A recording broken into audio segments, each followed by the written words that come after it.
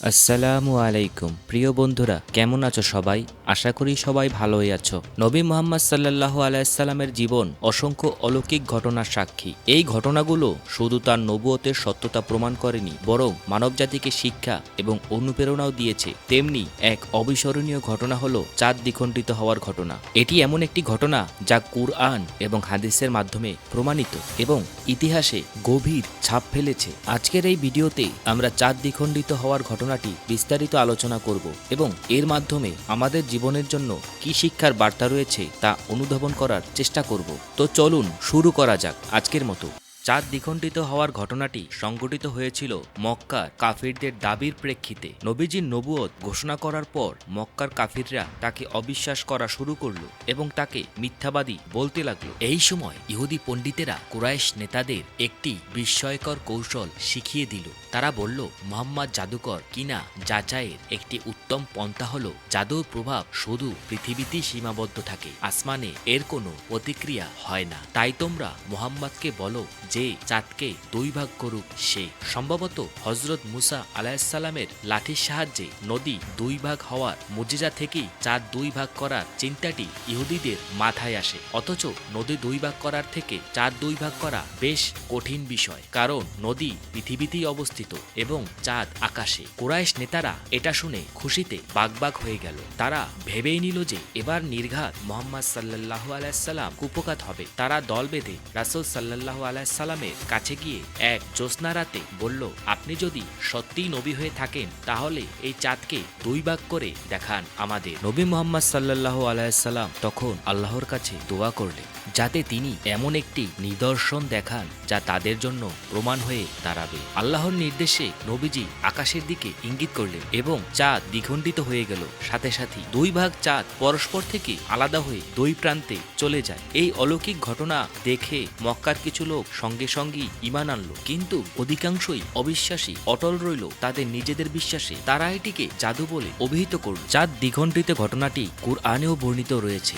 সূরা আল কামারে আল্লাহ বলেন, اقتربت الساعة وانشق القمر وإن يروا آية يعرضوا ويقولوا سحر مستمر। অর্থাৎ কিয়ামত নিকটবর্তী হয়েছে এবং চন্দ্র খণ্ডিত হয়েছে, কিন্তু তারা যখন কোনো নিদর্শন দেখে তখন মুখ ফিরিয়ে নেয় আর বলে, এটা তো সেই আগের থেকে চলে আসা জাদু মাত্র। এই আয়াত থেকে স্পষ্টভাবে জানিয়ে দেয় যে চাঁদ দ্বিখণ্ডিত হওয়ার ঘটনা সত্য এবং এটি কেবল একটি অলৌকিক ঘটনা। এছাড়া এই ঘটনাটি হাদিসেও রয়েছে। বিভিন্ন সহিহ হাদিসেও এই ঘটনার উল্লেখ পাওয়া যায়। সাহাবী আনাস ইবনে মালিক রাদিয়াল্লাহু আনহু থেকে বর্ণিত, তিনি বলেছেন, মক্কার লোকেরা রাসূলুল্লাহ সাল্লাল্লাহু আলাইহি সাল্লামের কাছে একটি নিদর্শন দাবি করল। তখন তিনি তাদের জন্য চাঁদ দ্বিখণ্ডিত করে দেখালেন। সহিহ বুখারী হাদিস সংখ্যা 3637। আরেকটি হাদিসে সাহাবী আব্দুল্লাহ ইবনে মাসুদ রাদিয়াল্লাহু আনহু বলেন, আমরা মিনা উপত্যকায় ছিলাম। রাসূলুল্লাহ সাল্লাল্লাহু আলাইহি সাল্লাম আমাদের দেখালেন চাঁদ দুই ভাগ হয়ে গেছে, একটি অংশ পাহাড়ের উপরে এবং আরেকটি অংশ নিচে। সহিহ মুসলিম হাদিস সংখ্যা 2802। এটি এমনই একটি ঘটনা, ইসলামের প্রথম যুগের ঐতিহাসিক এবং তাফসীরকাররাও এই ঘটনার সত্যতা সম্পর্কে নিশ্চিত হয়েছেন। তারা উল্লেখ করেছেন যে এটি এমন একটি ঘটনা যা শুধুমাত্র মক্কায় উপস্থিত লোকেরাই দেখেনি, বরং আরবের আশপাশের অঞ্চলের অনেকেই এই ঘটনা প্রত্যক্ষ করেছেন। এই ঘটনার বৈজ্ঞানিক বিশ্লেষণ, অনেক আধুনিক বিজ্ঞানী এবং গবেষক এই ঘটনার ভিন্ন ভিন্ন ব্যাখ্যা দিয়েছেন। যদিও বিজ্ঞানের মাধ্যমে পুরোপুরি এই ঘটনাকে ব্যাখ্যা করা সম্ভব নয়, তবুও চাঁদে যে একটি বড় ফাটল বিদ্যমান তা অনেক বিজ্ঞানীরই দৃষ্টি আকর্ষণ করেছে।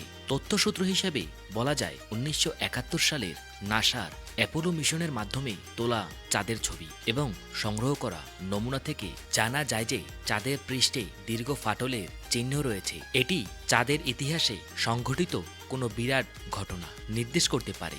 যদিও এটি সরাসরি চাঁদ দ্বিখণ্ডিত হওয়ার প্রমাণ নয়, তবে এটি একটি রহস্যময় বিষয় হিসেবে রয়ে গেছে। চাঁদ দ্বিখণ্ডিত বিষয়ে কাফিরদের প্রতিক্রিয়া। চাঁদ দ্বিখণ্ডিত হওয়ার পরও মক্কার কাফিররা এই ঘটনাকে স্বীকার করতে অস্বীকার করল। তারা বলল, তুমি যে আমাদেরকে দেখিয়েছ এ তো এক ধরনের জাদু মাত্র। আমাদের এমন লোকদের কাছ থেকে জানতে হবে যারা এখানে উপস্থিত ছিল না। যদি তারাও এটি দেখে থাকে তাহলে আমরা বিশ্বাস করে নেব।